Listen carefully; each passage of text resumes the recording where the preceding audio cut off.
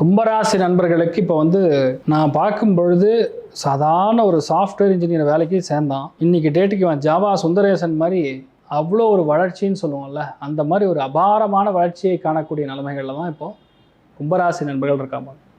மெயினாக எந்த இடத்துல வேலை செய்கிறாங்களோ, யாருனால இவங்க மேலே வந்தாங்களோ அவங்கள மிதிச்சுட்டு மேலே வர மாதிரி நிலைமை நடக்கும்.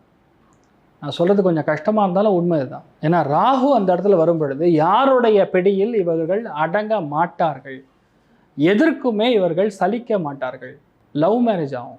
நிறைய பேருக்கு கண்டிப்பாக வேறு மொழி அல்லது வேறு மதம் அல்லது வேறு கிராஸ் அதில் திருமணமாகக்கூடிய வாய்ப்புகள்.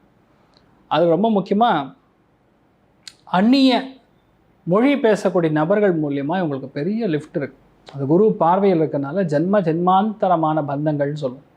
அந்த மாதிரி ஒரு லிஃப்ட் இவங்களுக்கு கண்டிப்பாக ஏற்படும்.